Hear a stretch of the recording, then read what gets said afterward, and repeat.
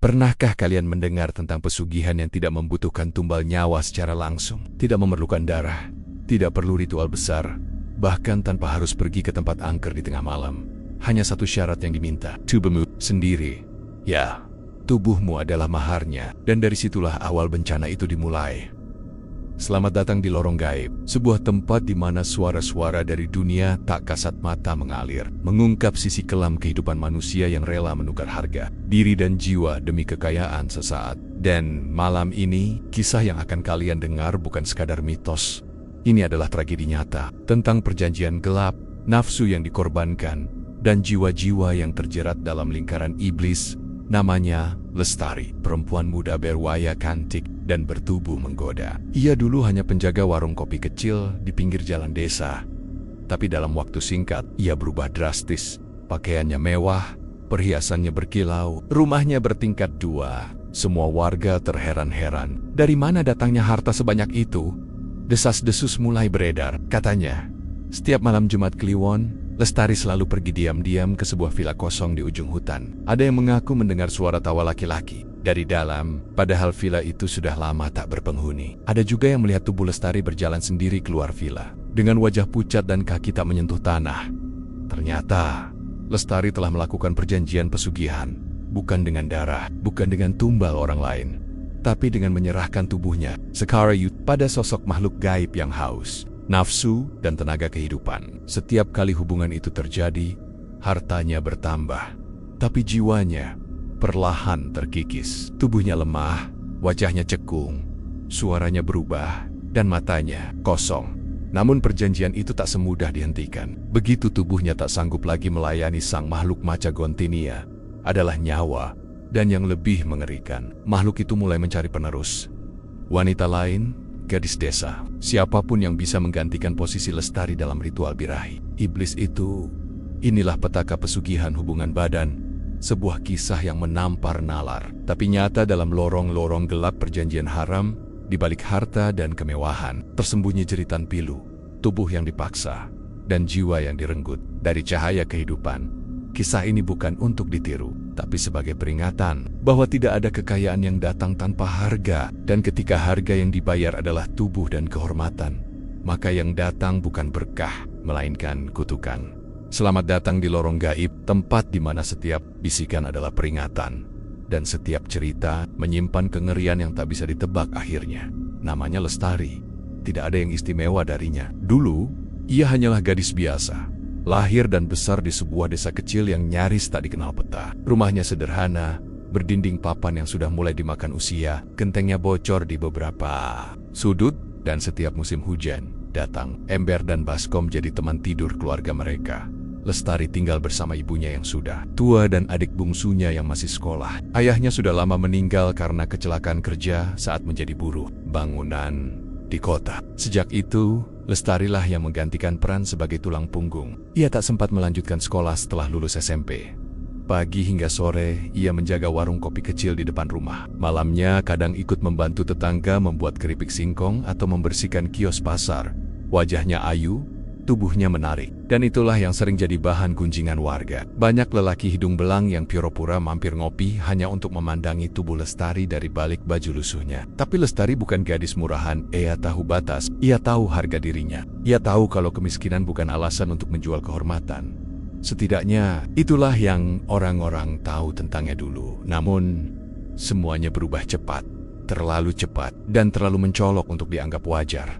Dalam waktu 3 bulan saja, warung kecil Lestari mendadak direnovasi. Bukan sekadar diganti kayu, tapi menjadi bangunan tembok, bercat putih bersih dengan rak-rak baru, dan mesin kopi modern. Warga terheran-heran, dari mana Lestari mendapatkan uang sebanyak itu? Tak sampai di situ, Lestari mulai tampil berbeda. Pakaiannya bukan lagi kaos lusuh dan celana panjang belel. Ia mulai mengenakan gonggon yang biasanya hanya dilihat di katalog online. Makeup menghiasi wajahnya, perhiasan emas melingkar di tangan dan leher. Ia kini naik motor matic, keluaran baru motor yang gaji warga kampung setahun pun belum tentu cukup untuk mencicilnya. Yang lebih mengejutkan, Lestari mulai jarang terlihat di warung. Ia lebih sering keluar malam, pulang menjelang subuh. Wajahnya makin putih pucat, namun tetap cantik. Senyumnya makin jarang, sorot matanya kosong tapi tajam. Orang-orang mulai berbisik. Ada yang bilang ia jadi simpanan orang kota. Ada yang curiga ia ikut bisnis online gelap. Tapi sebagian besar hanya berani membatin. Pasti ada yang gak beres. Hanya satu orang yang berani bertanya langsung teman lamanya sejak kecil. Namanya Sari. Tapi saat Sari bertanya baik-baik, Lestari hanya tersenyum tipis. Seolah ada jawaban panjang yang terkubur dalam senyum itu. Tapi tak bisa diceritakan. Ia cuma berkata pelan, "Aku cuma capek jadi miskin, Sar." Itu saja. Tapi dari mata Lestari, Sari tahu ada sesuatu yang jauh lebih dalam, lebih gelap, lebih menyeramkan. Lestari mulai berubah, bukan cuma secara fisik dan gaya hidup, tapi juga energi di sekelilingnya. Ada hawa aneh yang membuat orang segan menatap matanya lama-lama. Kadang warga merasa bulu kuduk merinding saat ia lewat. Anak-anak kecil tak berani mendekat. Bahkan binatang peliharaan seperti anjing dan kucing sering mengeong atau menggonggong ke arahnya seperti melihat sesuatu yang tak kasat mata. Desa itu, yang biasanya tenang, kini sering dibalut ketegangan diam setiap kali nama Lestari disebut. Tapi tak ada yang berani bicara terang-terangan. Karena apapun yang sedang ia jalani, hasilnya terlihat nyata. Kekayaan mengalir deras. Rumahnya kini 2 lantai. Mobil masuk halaman. Orang tuanya tak pernah kekurangan. Bahkan, katanya, adik bungsunya kini disekolahkan di kota. Namun di balik semua itu, Lestari seperti menjauh dari dunia nyata. Ia jarang berbicara. Lebih sering menyendiri. Wajahnya cantik, tapi menyimpan ketakutan. Tubuhnya makin kurus, meski ia selalu berpakaian glamor. Matanya seperti menyimpan cerita yang ingin berteriak, tapi tak punya suara.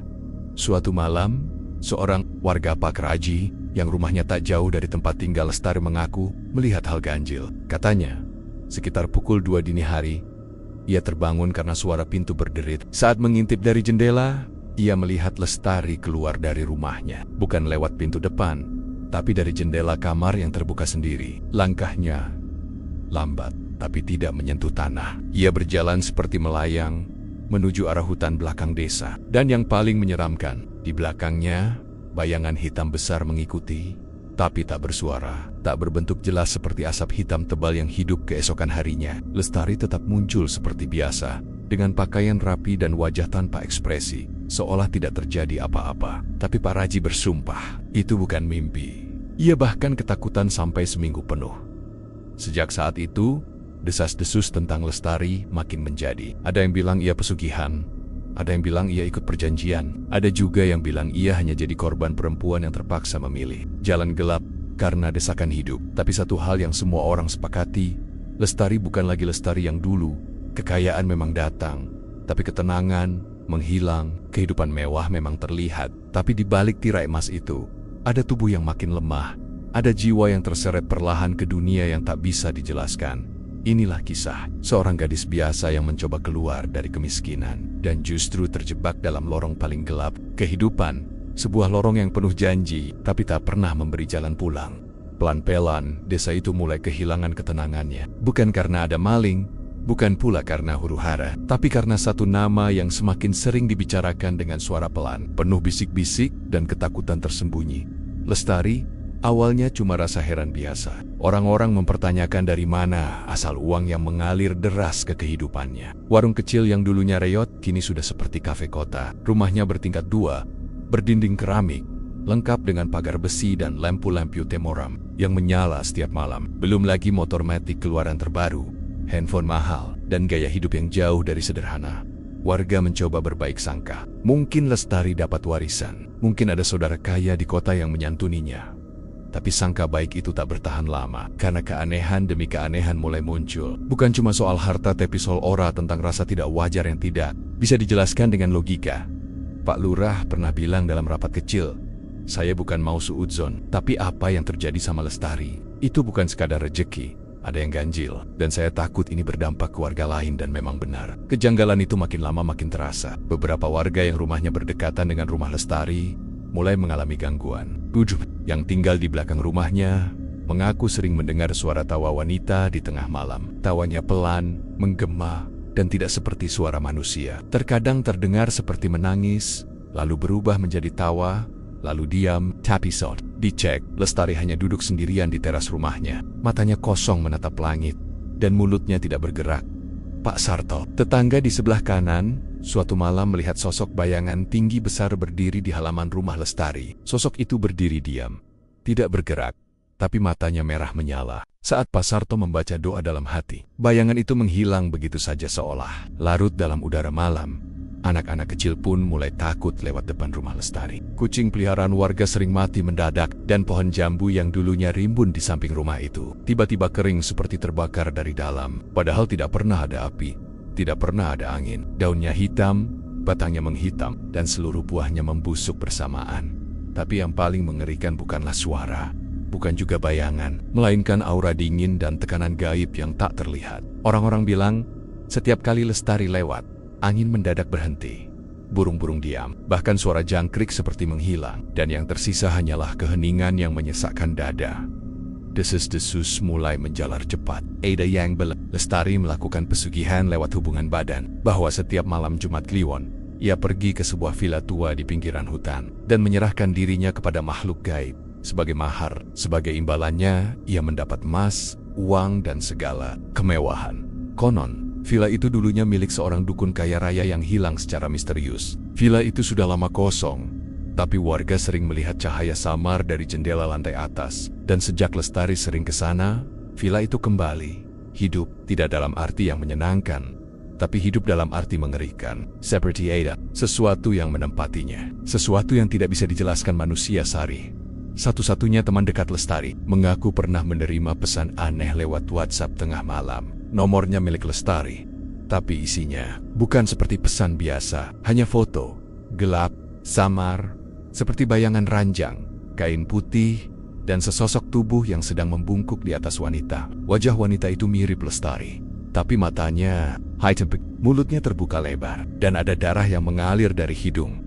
Saat Sari coba menghubungi kembali, pesan itu hilang sendiri, dan keesokan harinya Lestari berkata seolah tidak tahu apa-apa. Tertawa kecil, lalu berkata, "Kamu capek kali, Sar?" Sari tahu, itu bukan capek, itu peringatan, dan mungkin permintaan tolong yang tak bisa diucapkan dengan kata-kata. Beberapa warga mencoba melaporkan hal-hal aneh ini ke tokoh agama dan paranormal. Tapi setiap kali ada yang hendak melakukan pembersihan, selalu ada halangan. Entah ada yang sakit mendadak, entah kendaraan mogok, atau tiba-tiba hujan besar mengguyur dengan petir menyambar. Lestari sendiri semakin jarang berbicara.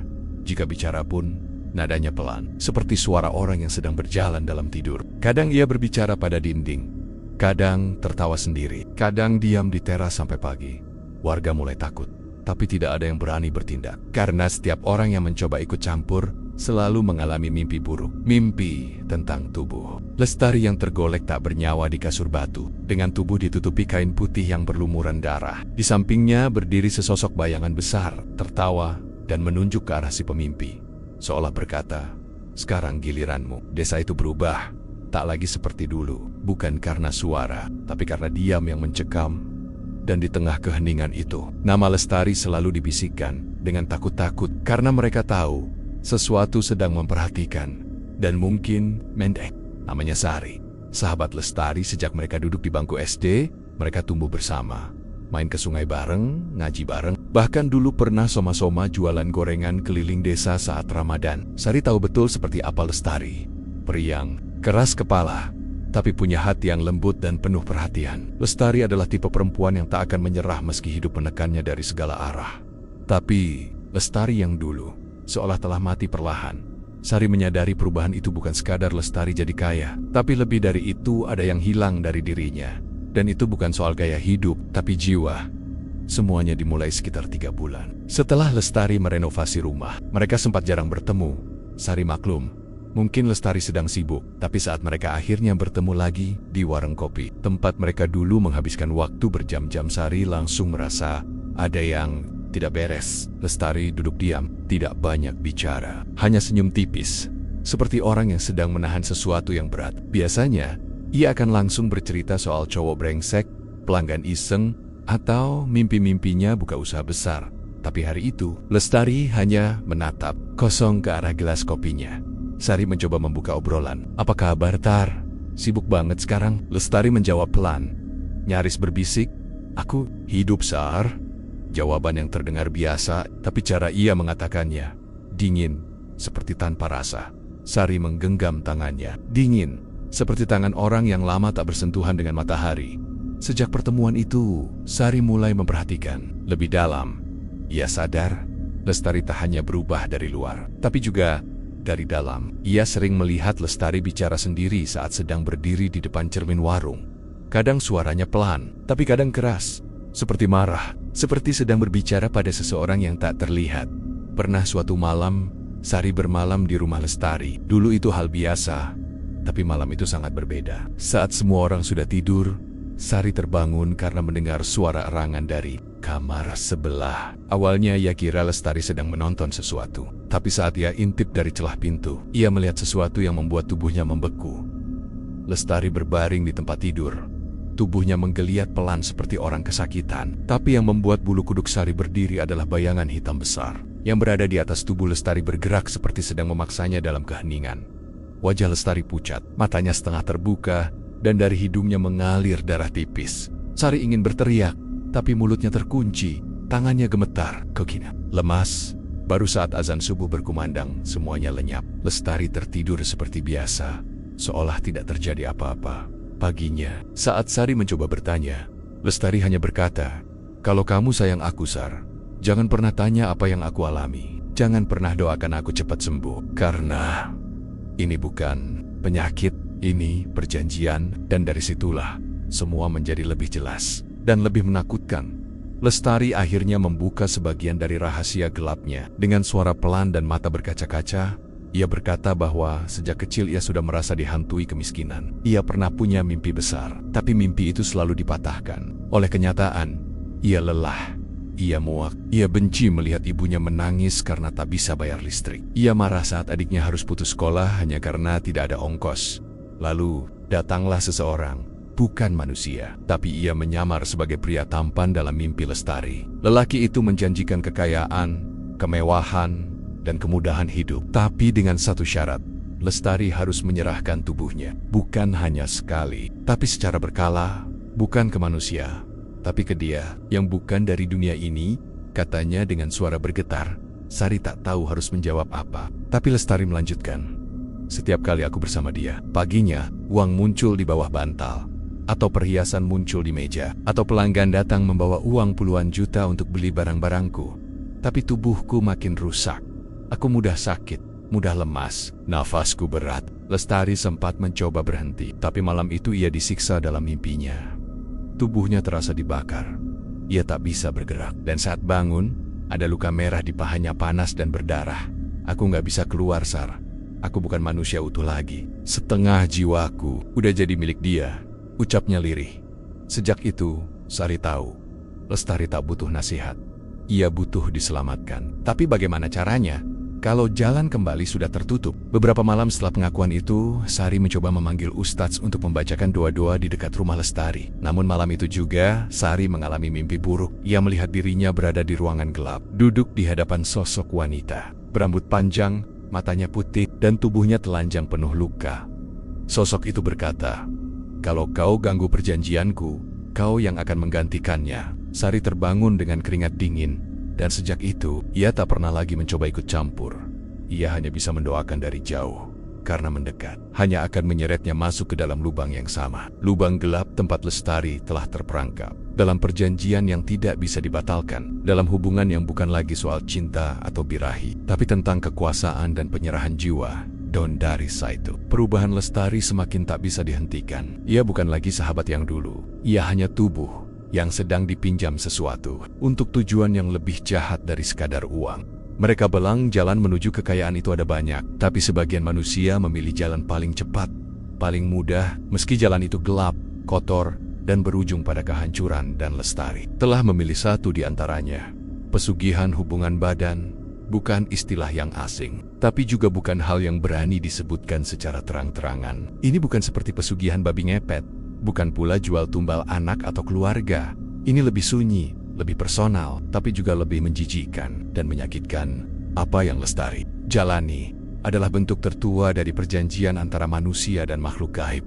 Bukan dengan darah, bukan dengan kurban, tapi dengan tubuh, dengan memberikan diri secara utuh kepada makhluk tak kasat mata untuk dipuaskan. Secara batin dan secara fisik, bagi manusia biasa, hubungan badan adalah tentang cinta, nafsu, atau ikatan. Tapi bagi makhluk dari dimensi lain, tubuh manusia adalah sumber energi, Dan saat seseorang menyerahkan tubuhnya dengan sukarela, itu adalah bentuk mahar tertinggi. Karena dalam proses itu, yang diserap bukan hanya tenaga tapi juga jiwa. Itulah yang terjadi pada Lestari. Setiap malam Jumat Kliwon, ia akan bersiap, memakai pakaian putih, menyucikan diri secara gaib, membakar kemenyan khusus yang ia dapat dari dukun perantara, lalu ia akan tidur. Dan saat tubuhnya terlelap, ruhnya akan dijemput, dibawa ke sebuah ruang gelap yang hanya bisa digambarkan sebagai ranjang batu dengan cahaya remang merah di sana. Ia bukan manusia.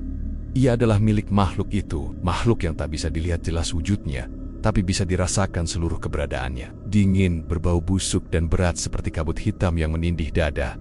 Makhluk itu akan memuaskannya, bukan dalam arti kenikmatan, tapi pemaksaan. Tubuhnya gemetar, tapi tak bisa melawan. Dan ketika semuanya selesai, saat ia bangun di dunia nyata, selalu ada imbalan yang muncul. Kadang uang tunai di laci, kadang pelanggan datang membawa pesanan besar, kadang ada tawaran kerjasama dari orang kota, dan semuanya seolah datang tanpa sebab logis. Itulah siklusnya. Malam menyerahkan tubuh, pagi menerima kekayaan.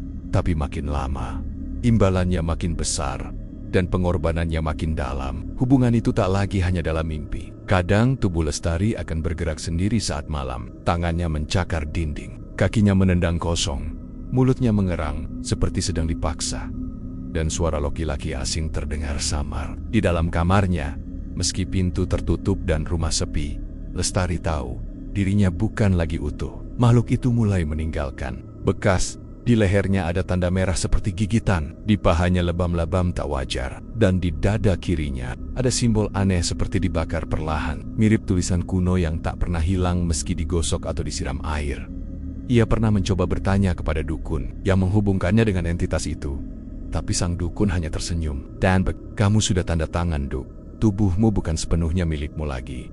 Kau hanya penyewa atas jasadmu sendiri." Perkataan itu menghantam Lestari seperti batu besar. Ia pikir ia hanya menyewakan diri sesekali, tapi kenyataannya, ia sudah melepas hak atas tubuhnya sendiri. Ia tak bisa lagi menolak, karena setiap kali ia mencoba kabur dari ritual, makhluk itu hadir dalam bentuk lebih mengerikan. Ia tak bisa tidur.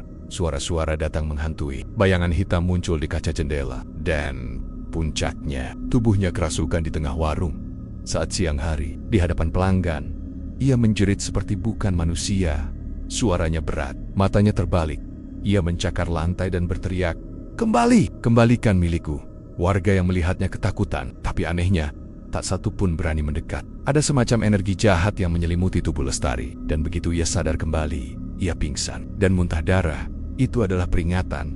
Makhluk itu tidak mau ditolak, tidak mau ditinggalkan. Lestari hanya bisa pasrah, bukan karena ia lemah, tapi karena ia tak tahu harus kemana. Ia sudah terjebak dalam lingkaran setan. Setiap kali tubuhnya dipakai, kekayaan datang, tapi juga bersamaan dengan bagian jiwanya yang tergerus. Dan saat jiwanya mulai rapuh, makhluk itu mulai menyerap lebih dalam. Tidak hanya fisik, tapi gen-gen perasaan.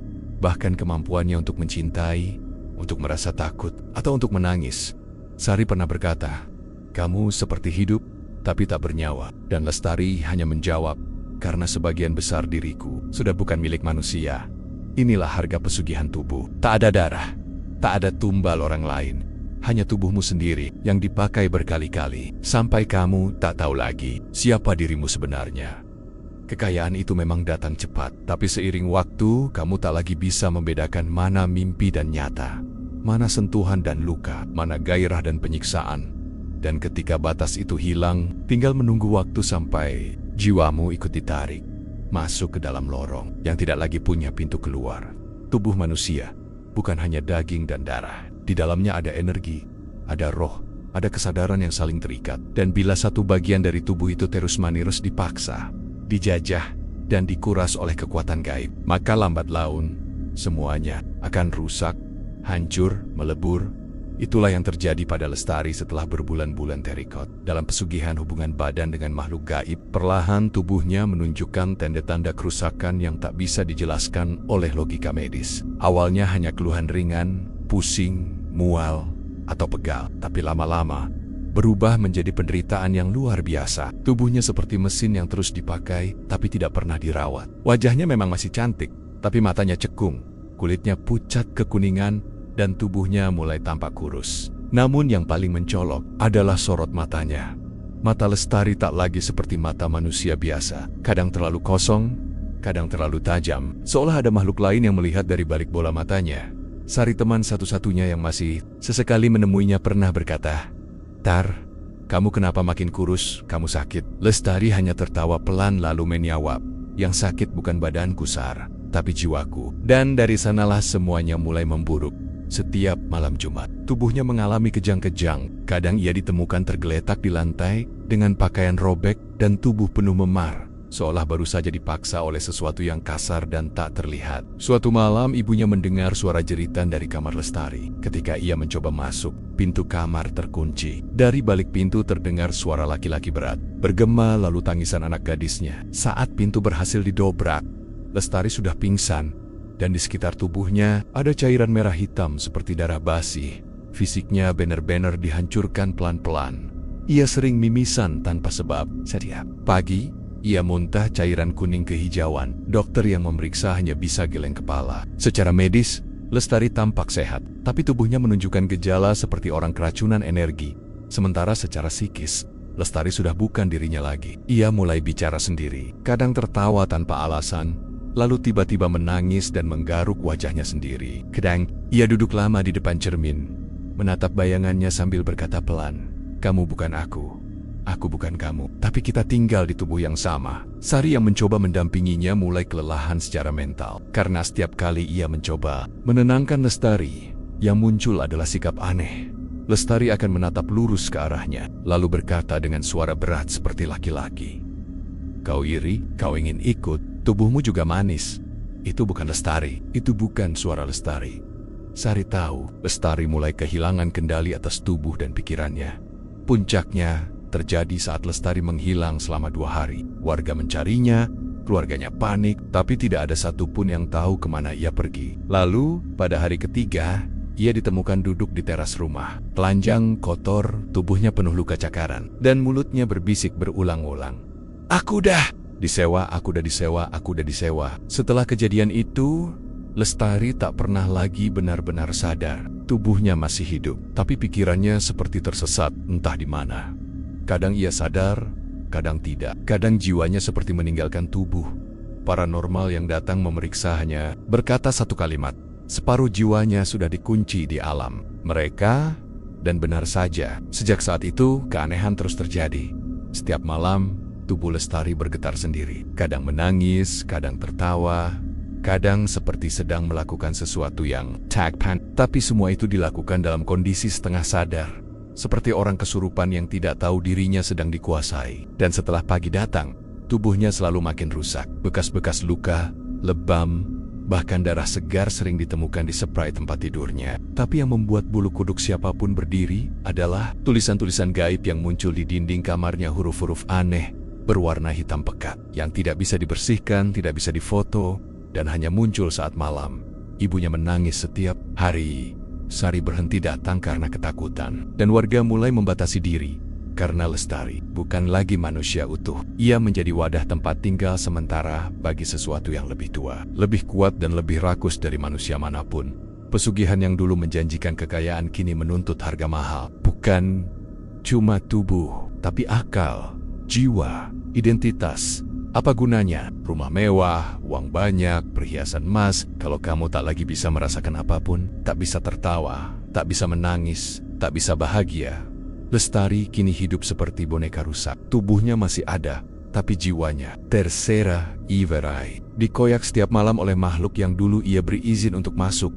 Dan seperti kata sang dukun dulu, perjanjiannya sederhana. Selama tubuhmu bisa digunakan, hartamu akan bertambah. Tapi jika tubuhmu rusak, jiwamu yang jadi gantinya. Dan kini waktunya hampir tiba. Tubuh Lestari tak lagi kuat. Satu-satunya yang tersisa untuk diambil adalah sisa jiwanya, yang mungkin sebentar lagi akan lenyap untuk selamanya. Satu malam, ketika hujan turun perlahan dan petir hanya terdengar sayup, Lestari duduk di pojok kamarnya. Tubuhnya lunglai, matanya kosong, dan dari bibirnya keluar gumaman pelan. "Sudah waktunya, aku harus mencari pengganti." Kata-kata itu bukan suara hatinya, tapi suara yang ditanam dalam pikirannya. Entah sejak kapan, dan malam itu, perintah itu menjadi sangat jelas. Maklakitsu ingin tubuh baru. Pesugihan yang Lestari jalani ternyata bukan hanya transaksi antara dirinya dan makhluk gaib. Lebih dari itu, ini adalah kontrak berantai. Tubuh manusia hanya mampu bertahan dalam jangka waktu tertentu. Dan ketika tubuh sudah mulai rusak, roh jahat itu menuntut tubuh baru, jiwa baru, mangsa baru. Bukan dengan paksa, tapi dengan rekrutmen. Dan yang paling mengerikan adalah, kalau Lestari tidak menyerahkan penerusnya, maka sisa jiwanya akan dirobek hidup diseret ke alam mereka. Dan tubuhnya akan hancur seperti bangkai yang dibakar dari dalam. Itulah hukumnya. Satu harus diganti dengan satu. Dan dalam ketakutannya, dalam keterikatannya yang sudah tak bisa ia lawan, Lestari mulai mencari. Diam-diam, ia mengamati. Ia butuh seseorang yang mirip dirinya dulu. Gadis muda, lugu lelah dengan hidup, terjepit kemiskinan, punya luka batin. Karena hanya orang seperti itu, yang mudah dijebak, mudah tergoda, dan mudah dikendalikan. Lalu, muncullah nama itu. Desi, anak yatim piatu, hidup menumpang di rumah bibinya. Sering terlihat menangis, diam-diam di musola kecil desa. Gadis pendiam yang menahan lapar dengan senyum palsu. Lestari mulai mendekati Desi. Pelan-pelan, tidak memaksa, tidak mengancam. Ia datang sebagai kakak, sebagai sahabat, sebagai penolong. Ia mengajak Desi ngobrol, mendengar curhatnya, membelikannya baju, menyuapinya nasi bungkus, dan lalu mulai membisikkan kalimat-kalimat licin. Kalau kamu gak mau hidupmu kayak gini terus, ada cara. Tapi kamu harus kuat, harus tahan, nanti kamu juga bakal punya segalanya kayak aku. Desi awalnya ragu. Tapi siapa yang tak goyah ketika lapar jadi sahabat? Siapa yang tak tergoda ketika rasa aman, baju bagus, dan uang tunai datang mendadak tanpa perlu kerja keras? Dan malam itu, Desi dibawa ke villa tua di pinggir hutan, tempat yang dulu jadi gerbang ritual pertama Lestari, tempat yang kini menunggu darah baru, daging baru, jiwa baru. Lestari menggandeng tangan Desi. Di bawah cahaya rembulan yang redup, mereka melangkah pelan. Dan saat Desi mulai takut, Lestari menatapnya dengan senyum palsu. Tenang, kamu cuma harus tidur. Nanti semua berubah jadi indah, percaya aja. Tapi begitu masuk ke dalam villa, hawa dingin menyeruak, cahaya lampu temaram tiba-tiba padam, dan hanya nyala dupa dari ujung ruangan yang menyala. Desi mulai gemetar, tapi Lestari tetap menggenggam tangannya kuat-kuat, dan saat lonceng kecil berbunyi 3 kali, angin mendesir, suara tawa lirih terdengar dari atap. Desi menjerit, "Kak, aku mau pulang." Tapi Lestari hanya menatapnya dengan mata kosong, lalu berbisik, "Maaf, Kuma ini satu-satunya cara aku bisa keluar dari ini semua." Desi berteriak, mencoba lari, tapi tubuhnya seakan tertahan. Lantai villa seperti hidup, menarik kakinya, dan dalam hitungan detik, bayangan besar turun dari atap, menyergap tubuh Desi, dan semuanya menjadi gelap. Esok harinya, Desi ditemukan tak sadarkan diri di sawah belakang villa, pingsan, tapi tubuhnya yuta, namun matanya kosong, dan dari mulutnya keluar kalimat lirih. "Aku mimpi tidur di atas batu, dan tubuhku dipakai makhluk yang gak punya wajah." Warga geger, tapi tidak tahu apa yang terjadi. Desi dibawa pulang, tapi sejak hari itu, ia berubah. Sama seperti Lestari dulu, makin cantik, makin modis, makin kaya, tapi makin diam, makin dingin, makin gelap. Dan Lestari, beberapa hari setelah itu, ia tak pernah terlihat lagi. Konon, ia pergi dari desa. Ada yang bilang tubuhnya dikuburkan diam-diam oleh keluarganya karena mati mendadak. Ada juga yang percaya ia berhasil bebas karena sudah menyerahkan penerusnya. Tapi satu hal yang pasti, ritual itu masih berjalan. Makhluk itu masih lapar, dan generasi penerus akan terus dicari. Kisah ini tidak berakhir di villa tua, tidak pula berhenti setelah tubuh Desi menjadi penerus. Karena sesungguhnya makhluk itu tidak pernah puas. Satu tubuh diganti dengan tubuh lain, satu jiwa ditarik, satu dilepaskan. Tapi tak pernah benar-benar selesai.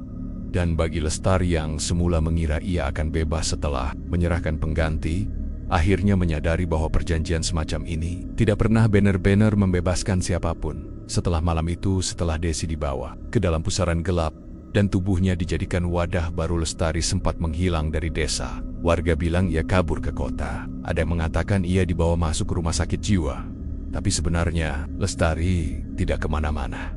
Ia hanya bersembunyi, berdiam di satu rumah kosong tak jauh dari batas desa. Sebuah rumah yang dulu terbakar sebagian dan dianggap angker. Di sanalah Lestari mengurung diri, menunggu sesuatu yang sudah tak bisa ia hindari lagi. Penjemputan terakhir, Sari teman yang dulu pernah setia menemaninya mendengar kabar samar-samar bahwa Lestari masih ada. Ia memberanikan diri mencarinya. Dan saat ia membuka pintu rumah kosong itu, bau busuk menyergap dari dalam. Di ruang tamu yang berdebu, Lestari duduk memeluk lutut. Tubuhnya kotor, rambutnya kusut, kulitnya pucat seperti mayat, dan dari mulutnya keluar suara parau seperti bukan milik manusia. Kamu gak seharusnya kesini, Sar. Sari menahan tangis. Ayo pulang, Tar. Aku bawa kamu ke Kiai, ke orang pintar. Tapi Lestari hanya tersenyum miris. Matanya hitam. Tidak ada lagi cahaya kehidupan di sana. Lalu ia berkata pelan, udah gak ada yang bisa diselamatkan dari aku. Aku cuma nunggu dijemput. Sari tak mengerti. Dijemput siapa? Tapi kemudian malam datang. Dan suara itu datang bersamaan.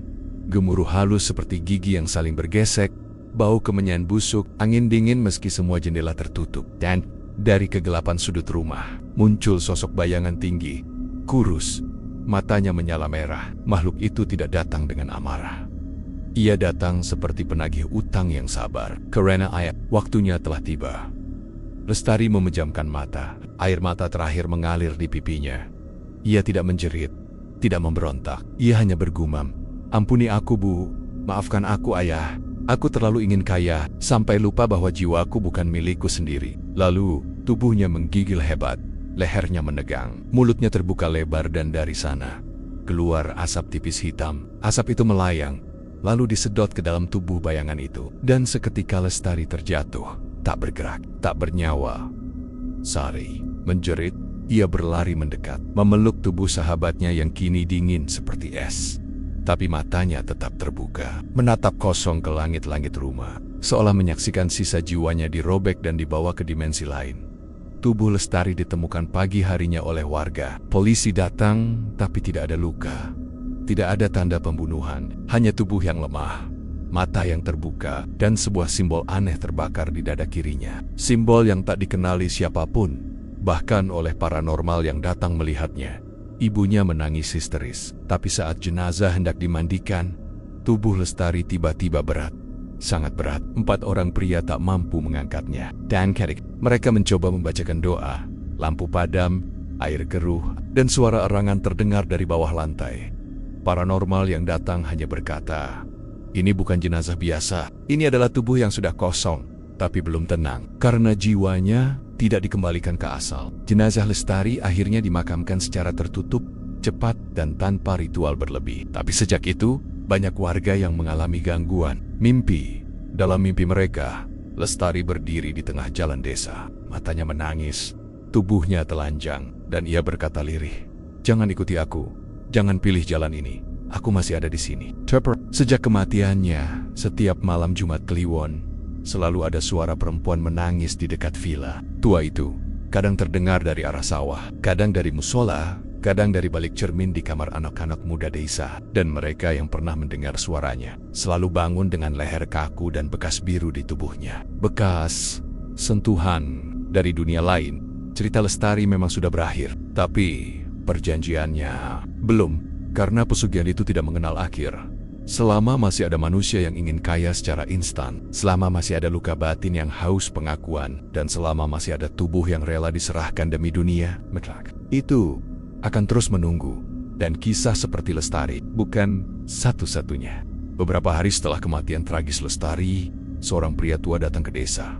Penampilannya sederhana, berkain sarung, berpeci, dan membawa tongkat kayu hitam. Namanya dikenal oleh segelintir orang saja, Kiai Arwana. Tapi di dunia spiritual, namanya disebut dalam bisik-bisik, karena konon ia pernah menolong mereka yang terikat perjanjian gaib paling kotor, pesugihan hubungan badan.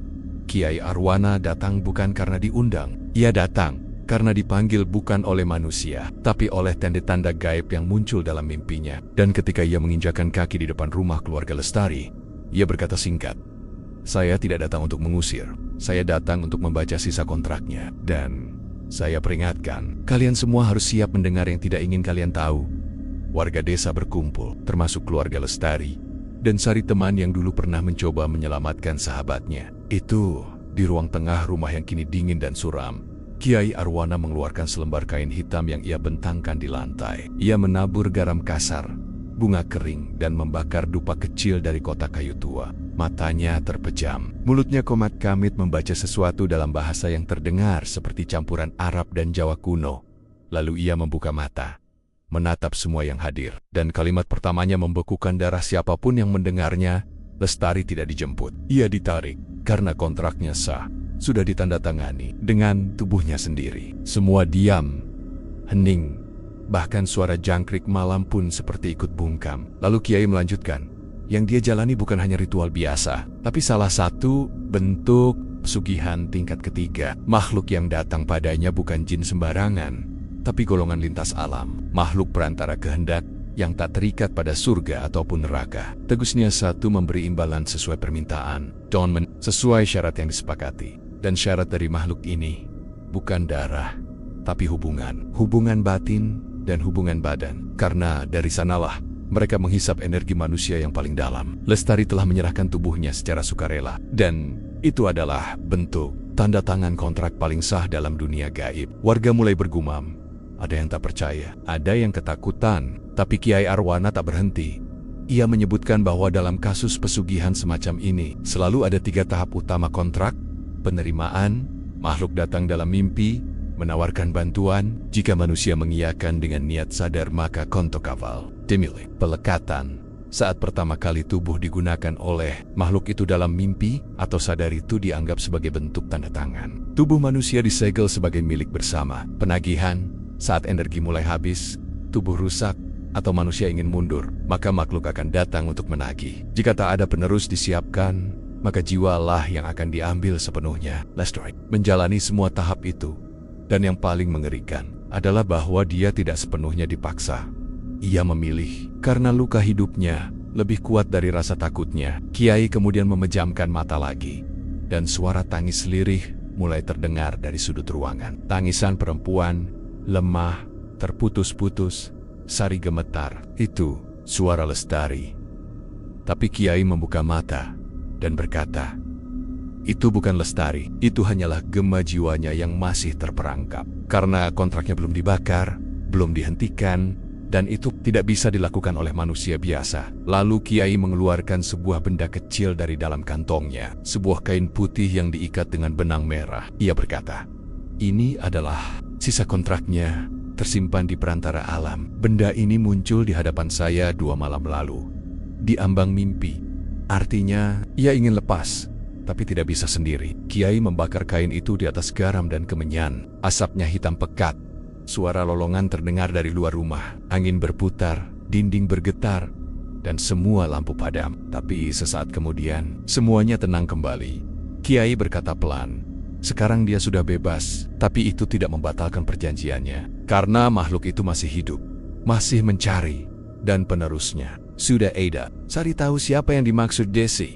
Gadis yang kini mulai berubah perlahan, mengikuti jejak kelam yang sama.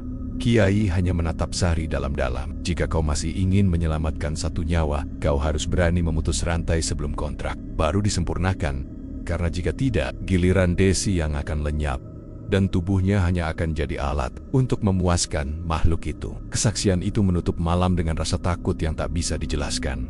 Warga mulai sadar bahwa semua kemewahan datang dari kerja keras. Ada yang datang dari ranjang, dari darah yang tak mengucur, tapi menguap dari tubuh yang rela diserahkan malam demi malam untuk kekayaan yang fana.